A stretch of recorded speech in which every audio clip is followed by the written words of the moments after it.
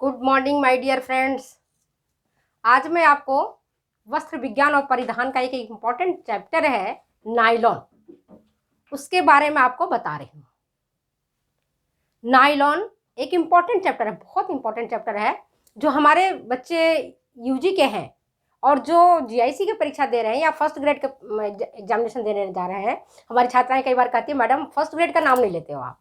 तो मेरे प्यारे बच्चों, फर्स्ट ग्रेड हो चाहे पीजीटी हो या टीजीटी हो, जिसके सिलेबस में भी वस्त्र विज्ञान परिधान में सिंथेटिक फाइबर का नाम आता है, उसमें नायलॉन एक इम्पॉर्टेंट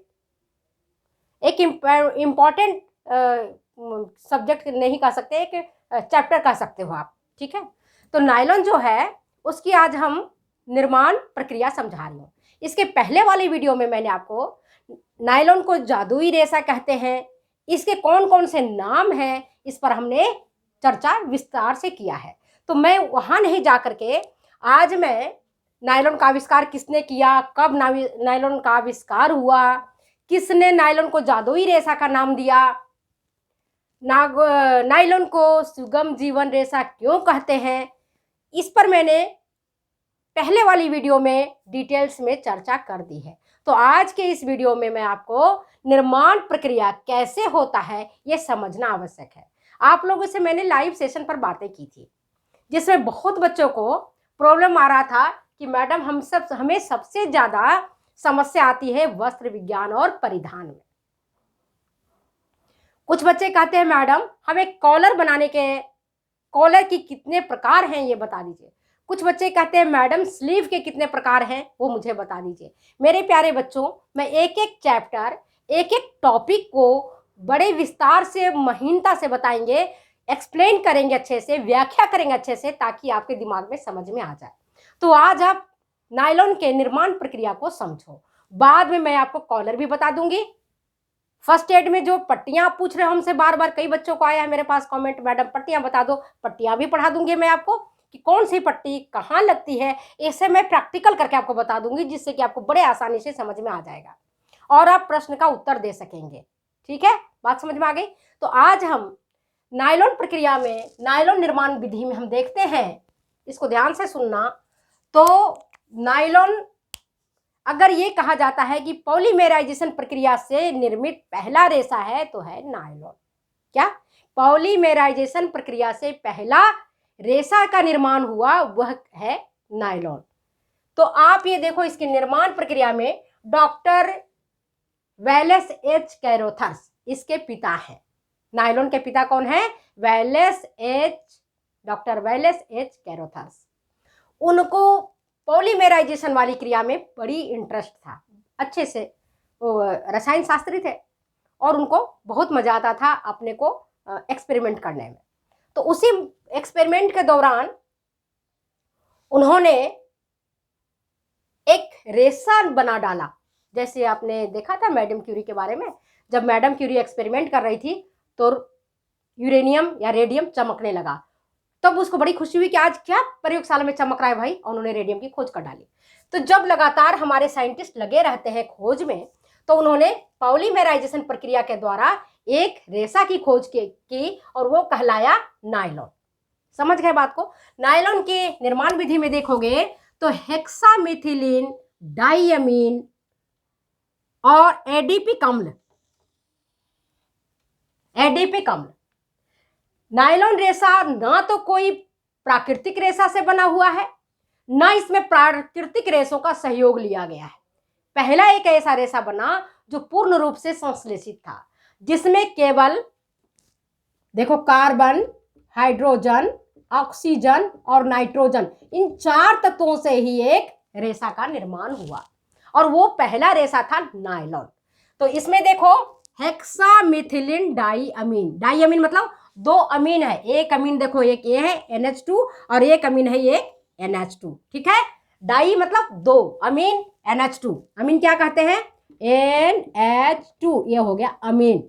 ठीक है, NH2 इधर से भी लिख सकते हो, NH2 इधर से भी लिख सकते हो, जैसे आपकी मर्जी है वैसा लिख सकते हो। हमने सुविधा की दृष्टि से इस तरह से बनाया है NH2, है ना। आप ऐसे भी इसको लिख सकते हो, कोई दिक्कत नहीं है, NH2 ऐसे भी लिख सकते हो। ठीक है, और डाइअमीन, और यहाँ भी आप लिख सकते हो NH2, लेकिन हमने NH2CH2 होल 6 H2N, ये इसका होता है फॉर्मूला। क्या होता है फॉर्मूला? डाइअमीन, मतलब NH2 को कहते हैं अमीन। NH3 नहीं है, NH3 कहलाता है अमोनिया गैस, NH2 अमीन समूह का है। क्लोथिंग टेक्सटाइल के बच्चे ध्यान से सुनो, NH2 क्या है? अमीन समूह का है। NH3 क्या है? अमोनिया गैस है। तो NH3 मत कर देना, ठीक है, NH2 ही रखना। तो ये डाइअमीन हुआ। और CH2 मतलब हेक्सा मिथिलीन, ये मिथिलीन ग्रुप कहलाता है। क्या कहलाता है? Methylene group. देखो अब यहां पर मैं आपको समझा देती हूं, समझ जाओगे थोड़ा सा तो आगे आपको आसानी रहेगा। CH4 ये कहलाता है मीथेन, ठीक है। CH3 ये कहलाता है मिथाइल, और CH2 ये कहलाता है मिथिलीन, ये कहलाता है मिथिलीन। समझ में आ गया बात? CH2 मीथेन, CH3 मिथाइल और CH2 मिथिलीन। तो क्या है?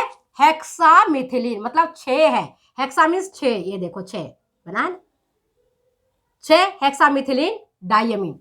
तो इनको और एडिपिक अम्ल, एडिपिक अम्ल का फॉर्मूला क्या है? COOH CH2 whole 4 COOH। COOH इसको कहते हैं कार्बोक्सिलिक ग्रुप, मिटा देती हूँ इसको, ठीक है। COOH है ना, और फिर CH2 होल 4 और फिर COOH, ये इसका फॉर्मूला है। किसका?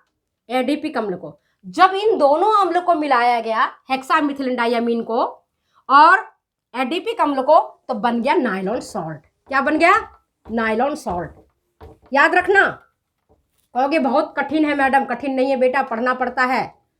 1 नंबर से इसीलिए तो रह जाते हो आप लोग, 1 नंबर से छूटना नहीं है, तो कंसेप्ट को क्लियर करना है। क्या बन गया? Nylon salt. क्या बना? Nylon salt. इस नायलॉन सॉल्ट को, जो नायलॉन सॉल्ट बना, इन दोनों को मिलाने के बाद एक रिएक्शन के फलस्वरूप जो उत्पाद पैदा हुआ, प्रोडक्ट पैदा हुआ, इस प्रोडक्ट को कहते हैं हम नायलॉन सॉल्ट। समझ गए बात को? इस नायलॉन सॉल्ट को ऑटोक्लेव, कुकर नुमा एक बर्तन होता है जिसमें इसको गर्म कर देते हैं, इन दोनों को मिला करके नायलॉन सॉल्ट को, है ना, तो बन जाता है लीनियर सुपर पॉलीमर। क्या बन जाता है? क्या बनता है? याद रखो, लीनियर सुपर पॉलीमर। क्या बना? Linear super polymer. याद रखो बेटा जी, क्या बन गया?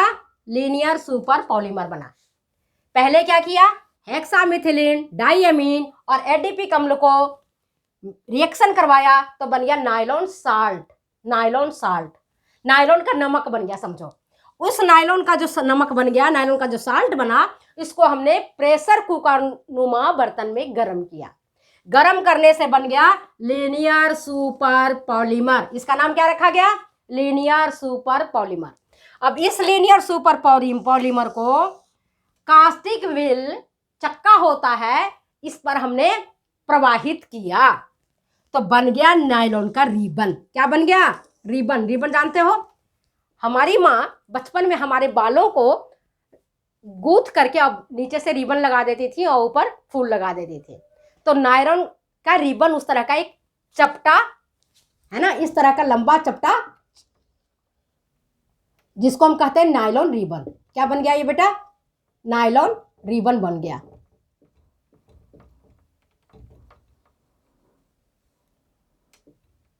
नायलॉन रिबन बन गया। याद आ गया? इस नायलॉन रिबन को हम, अभी तो गर्म था, खोल रहा था वो कास्टिंग व्हील से जब हम प्रवाहित किए तो, है ना, क्योंकि क्या किया था हमने? ऑटोक्लेव में गर्म किया था, तो बन गया नायलॉन रिबन। उस नायलॉन रिबन को ठंडा पानी डालते गए उसके ऊपर, नायलॉन के रिबन के ऊपर ठंडा पानी डाले तो जो जम हो रहा था ना, वो जम गया। जैसे आप लोग मूंगफली की चक्की बनाते हो ना, बनाते हो घर में, गुड़ की चक्की बनाते हो तो जब कढ़ाई में आप गर्म करते हो तो पिघल जाता है, उस समय पिघली अवस्था में रहता है। वैसे समझो ये पिघली हुई अवस्था में है और इसको पतले पतले स्ट्रिप में कास्टिंग व्हील पर जब हम डालते हैं ना तो पतला पतला स्ट्रिप बन जाता है, पतली पतली पट्टियां बन जाती है और उस पट्टिया का ही नाम दिया गया है नायलॉन रिबन। इस नायलॉन रिबन को ठंडा पानी जब हम डाल देते हैं उसको, है ना, ठंडे पानी में डालते हैं तो जम जाता है ना। तो रिबन क्या होता है, जम जाता है। सामान्य प्रक्रिया बता रही हूँ, रिबन जम जाता है। जमने के बाद जमा हुआ रिबन को हम काट लेते हैं, है ना, बहुत लंबा बन गया, छोटे छोटे टुकड़े में हम काट लेते हैं। ठीक है, छोटे छोटे टुकड़े में जो हमारा रिबन बन गया, उस जमा हुआ रिबन को छोटे छोटे टुकड़े में काट लेते हैं। ठीक उसी प्रकार से समझो जैसे आप गुड़ और मूंगफली की चक्की बना रहे हो, तो पूरा कढ़ाई में पिघल गया है, गुड़ पिघला हुआ है, उसमें अपने मूंगफली भी डाल दी और अब आप उसको चकला बेलन पर या परात पर रख करके उसको बेलते हो, पतला करते हो और फिर उसको सुविधा अनुसार आप छोटे छोटे टुकड़ों में काट लेते हो, बर्फी जैसा आकार में या किसी और आकार में जो आपको पसंद आता है। तो इस नायलॉन रिबन को हम काट लेते हैं, है ना, और छोटे छोटे टुकड़ों में, जिसको कहते हैं फ्लैक्स। कौन सी फ्लैक्स, नायलॉन फ्लैक्स कहलाता है। वो कहलाता है क्या बेटा, नायलॉन फ्लैक्स। उसको अब क्या कहते हैं हम, नायलॉन फ्लैक्स कहते हैं। इस अब यहां मिटाती हूं मैं, ठीक है, आप लोग ध्यान से करना। इस जो नायलॉन फ्लैक्स है हमारा, नायलॉन फ्लैक्स बहुत इजी है आपको याद रखने के लिए। इस नायलॉन फ्लैक्स को हम क्या करते हैं, वापिस गरम करते हैं मिला करके, ठीक है। वापिस क्या करते हैं, नायलॉन फ्लैक्स को हम गरम करते हैं।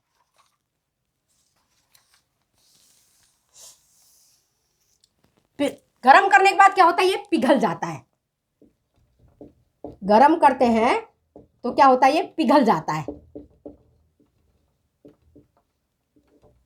ना।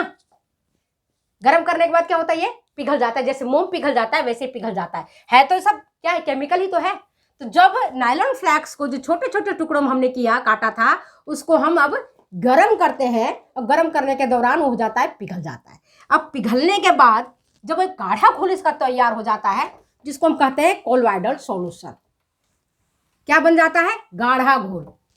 पिघलने के बाद बन जाता है गाढ़ा घोल। क्या बनता है, गाढ़ा घोल बन जाता है, जिसको हम कहते हैं कोलॉइडल सॉल्यूशन।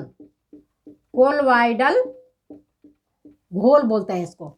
कोलॉइडल घोल ऐसे समझो, कैसा घोल होता है, जैसे कि आपके गोंद देखा है आपने, चिपकाने वाला गोंद, वैसा घोल तैयार हो जाता है। ठीक है, कोलॉइडल सॉल्यूशन तैयार हो गया। इस कोलॉइडल सॉल्यूशन को जो तैयार हो गया, जो घोल इस तरह से तैयार हो गया आपका, है ना, देखो ये घोल बन गया, कोलॉइडल घोल बन गया। इस कोलॉइडल घोल को अब क्या करते हैं, स्पिनरेट के छिद्रों से निकालते हैं। मिटा रही हूं इसको।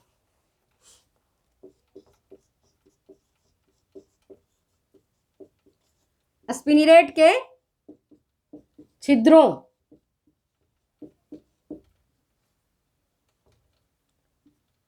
से निकालते हैं, छिद्र, छेद से निकालते हैं। स्पिनरेट क्या होता है, एक चलनी जैसी उपकरण है, चलनी जैसा उपकरण होता है, जिसमें छोटे छोटे छोटे छोटे छेद होते हैं। तो जब गरम घोल को इसमें डालोगे तो यहां से क्या होगा, जो जितने छोटे छोटे छेद हैं इसमें बने हुए, इससे होकर के नीचे नीचे टपकता चला जाएगा। क्या टपकेगा, नायलॉन का धागा टपकेगा। क्या टपकेगा, नायलॉन का धागा टपकेगा। समझ गए, यहां तक समझ में आ गया। अब जब नायलॉन का धागा जो टपक गया, इस नायलॉन के धागा को हम रील पर लगाते हैं। इसको मिटा दे, देख लो मिटाती हूं, ये देखो मिटा दिया। तो देखो ये जो मैंने आपको बताया कि जब उसको गर्म किया गया नायलॉन फ्लैक्स को, तो ये पिघल गया। अब इस पिघली हुई चीज को हमने स्पिनरेट के चलनीदार जैसी चीज है, जिसमें छोटे छोटे छेद बने हैं, इसको हमने इसमें उड़ेल दिया। उड़ेलने से बन गया क्या? नायलॉन का धागा। क्या निकला? नायलॉन का धागा। अब यहाँ पर हम ठंडी हवा प्रवाहित कर देते हैं, अपने आप जम जाता है। ठंडी हवा डालते हैं इसमें, ठीक है। ठंडी हवा डालने से ये क्या होता है? जम जाता है। बाहर आने के बाद जो धागे थे ना, ये धागे सब जम गए। अब इस धागे को फिर रील पर, रील होता है, रील पर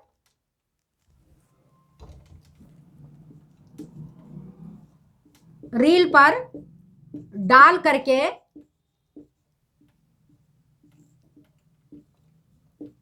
है ना, जैसे मशीन से चलाते हैं वैसे रील पर इसको डालते हैं, ठीक है। ये धागा मान लो, ये धागा है, यहाँ पर रील बना हुआ है, तो जब मशीन से घूमता है ना तो ये धागा लंबा हो जाता है। पहले बहुत मोटा धागा था, इतना मोटा धागा था, अब ये पतला धागा हो गया। वापिस इसको फिर हम दूसरी रील पर डालते हैं, इस तरह की दूसरी रील है। अब यहाँ से धागा और पतला होगा। यहाँ पर फिर इसको हम तीसरी रील पर डालते हैं, यहाँ पर तो धागा और पतला होता है। तो जितना हमको पतला धागा तैयार करना होता है उतने ही प्रकार के रील पर इसको हम डालते चले जाते हैं, और जैसे जैसे डालते चले जाते हैं तो धागा मोटा से पतला होता जाता है। क्या होता है? धागा मोटा से पतला होता चला जाता है। और नायलॉन की जो मोटाई है उसको नापते हैं हम डेनियर में।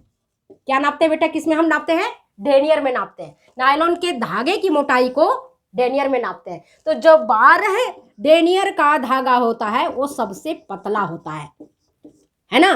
12 डेनियर का जो धागा होता है सबसे पतला होता है। मतलब जितनी कम संख्या है उतना ही धागा पतला होगा। जितनी संख्या ज्यादा होगी, जैसे 12 के बाद मान लो 15 है, 18 है, 20 है, 25 है, 50 है, 60 है, 70 है, तो 70 वाला जो होगा सबसे ज्यादा मोटा होगा। याद समझ में आ गया मैं क्या कह रही थी? कि जितना संख्या में ज्यादा रहेगा डेनियर उतना ही धागा मोटा होगा। आपके एग्जामिनेशन पॉइंट ऑफ व्यू से भी जरूरी है। कोई कॉम्पिटिटिव एग्जामिनेशन में जाते हो तब उस समय पता चलेगा कि उसमें प्रश्न पूछ लेंगे कि सबसे पतला नायलॉन का धागा कौन है, किस, है ना। 12 नंबर का है, 15 नंबर का, 18 या 20 या 25 या 50 या 60, या कम सबसे मोटा नायलॉन का धागा कि डेनियर, कितने डेनियर को हम कहते हैं? 60 वाला, 70 वाला। तो यहाँ पर आपका कंसेप्ट क्लियर होना चाहिए। यही चीज मैं आपको बताती हूँ, कंसेप्ट को क्लियर रखो। आपने 2 चीज पढ़ी, यहाँ पर 2 चीज पढ़ी बेटा। एक चीज आपने पढ़ा नायलॉन साल्ट, और एक चीज पढ़ा आपने नायलॉन फ्लैक्स। नायलॉन फ्लैक्स, एक पढ़ा नायलॉन साल्ट, एक पढ़ा नायलॉन फ्लैक्स। अब यहां से आपसे ऑप्शंस पूछे जाते हैं कि एडिपिक एसिड और हेक्सामिथिलीन डाइअमीन के मिश्रण को क्या कहते हैं। इसमें नायलॉन साल्ट भी आएगा, नायलॉन फ्लैक्स भी आएगा। अगर ऑप्शन में दोनों चीजें हैं तो करेक्ट आंसर क्या होगा? अभी मैंने आपको पढ़ाया, करेक्ट आंसर होगा नायलॉन साल्ट। अभी नायलॉन फ्लैक्स नहीं बना है। फ्लैक्स बनने के लिए टाइम लगेगा, कई सारे उसको रिएक्शंस कराने पड़ेंगे, कई अवस्थाओं से उसको गुजारना होगा, तब फ्लैक्स बनेगा, पहले नहीं फ्लैक्स बनेगा। तो मान लो ऑप्शन है नायलॉन साल्ट का भी, नायलॉन फ्लैक्स का भी, नायलॉन रिबन का भी, और चौथा आपके आ गया इनमें से कोई नहीं। कई बार देखते हो ना, एक प्रश्न ये भी होता है इनमें से कोई नहीं, या रहता है उपरोक्त सभी। तो अगर आपका कंसेप्ट क्लियर रहेगा तभी आप करेक्ट आंसर नायलॉन साल्ट दे पाओगे। कंसेप्ट क्लियर नहीं रहेगा तो कंफ्यूज हो जाओगे कि नायलॉन फ्लैक्स है कि नायलॉन रिबन है। आप तुक्का मारोगे, और तुक्का मारोगे बेटा तो हमारी किस्मत इतनी अच्छी नहीं है बेटा कि तुक्का लग जाएगा। हमारी किस्मत, मैं अपनी किस्मत बता रही हूँ, मेरी किस्मत इतनी स्ट्रांग तो कतई नहीं रहा है कि तुक्का लग जाएगा। मुझे आज तक जो भी प्राप्त हुआ है अपनी मेहनत के बदौलत ही प्राप्त हुआ है, और भगवान की सहायता मुझे मिली है, भगवान का मुझे मदद मिला है, भगवान का आशीर्वाद सिर पर रहा है, गुरुजनों का आशीर्वाद मेरे सिर पर रहा है, और अपनी मेहनत।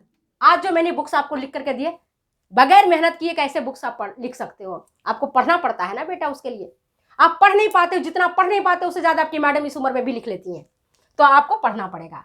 करेक्ट आंसर क्या हो गया हमारा? वापस में जाती हूँ अपनी जगह पर, क्या हुआ करेक्ट आंसर हमारा? Nylon salt. नायलॉन फ्लैक्स कब कहेंगे? जब नायलॉन के रिबन को छोटे छोटे टुकड़ों में काटते हैं, छोटे छोटे, जैसे नायलॉन का रिबन इतना बड़ा है ना, इसको काट दिया छोटे छोटे टुकड़ों में, इतने छोटे छोटे टुकड़े बन गए, ठीक है। तो इसको कहते हैं हम नायलॉन फ्लैक्स, इसको कहते हैं नायलॉन फ्लैक्स। समझ गए बात को? इसको क्या कहेंगे? नायलॉन फ्लैक्स कहेंगे। अब इस नायलॉन फ्लैक्स को जब हम गर्म करते हैं, पिघलाते हैं, तब इसे और पिघलाने के बाद स्पिंडलेट के छिद्रों से निकालते हैं। स्पिंडलेट समझो चलनी, चलनी। कभी आप लोग सेवइयां बनाए हो घर में? तो जब सेवइयां बनाते हैं तो सेवइयों की मशीन होती है, उसमें छोटे छोटे चलनी होते हैं। तो जिस मोटाई की हमें सेवइयां बनानी होती है उसी मोटाई की चलनी हम लगाते हैं, और फिर उसके ऊपर आटा या बेसन डाल करके और फिर उसको ऐसे ऐसे घुमाते हैं तो सेवइयां नीचे आटे की माने धागा समझो उन नीचे बनता हुआ चला जाता है। सेम उसी तरह से जो चलनी बनी हुई है जिसमें छोटे छोटे छेद बने हुए हैं, तो जिस मोटाई के हमें धागा तैयार करना है उस मोटाई की हम चलनी लेते हैं, स्पिनरेट लेते हैं, उसका नाम स्पिनरेट है, ठीक है।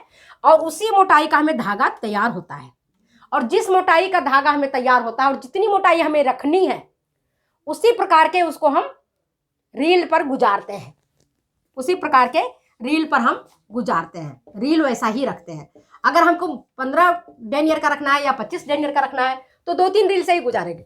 अगर बिल्कुल ही हमको महीन रखना है ना, 12 डेनियर का तैयार करना है, बिल्कुल पतला धागा तैयार करना है, जैसे आप देखते हो ना जो सिलाई के लिए हम काम में लेते हैं, कपड़े सिलते हैं, अपने ब्लाउज सिलते हैं या सूट सिलते हैं, तो कितना पतला महीन धागा होता है जो सुई के छिद्र से निकल जाता है, साथ के साथ वो मजबूत भी होता है।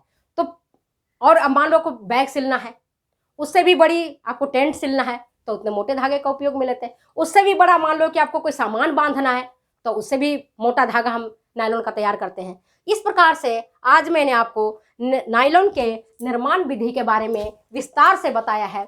तो मैं समझती हूँ मेरी छात्राओं को समझ में आ गया होगा। 1 बार 2 बार 3 बार इस वीडियो को देखोगे बेटा, समझ में आ जाएगा, और अगर बुक्स को पढ़ोगे तो पक्का समझ में आ जाएगा, और नायलॉन से संबंधित एक भी परेशानी आपको नहीं आएगी। तो आप समझ गए नायलॉन का निर्माण प्रक्रिया कितना इजी है। करना क्या है, कुछ नहीं, हेक्सामिथिलिन डाइअमीन उसको डालें एडिपिक एसिड में, एडिपिक एसिड में डालने के बाद उसका नाम हो गया नायलॉन साल्ट, यही था ना नायलॉन साल्ट। उस नायलॉन साल्ट को हमने क्या किया था, ऑटोक्लेव में रखे पिघला दिया था, यही किया था ना। पिघलने के बाद क्या बन गया, रिबन बन गया। उस रिबन को मैंने छोटे छोटे टुकड़ों में काट दिया, फ्लैक्स बन गया नायलॉन का। उस फ्लैक्स को वापिस हमने पिघला दिया, पिघलाने के बाद स्पिंडलेट के छिद्रों से निकाला, बन गया धागा। और धागा पहले बना तो छोटा धागा बना, मोटा मोटा धागा निकला।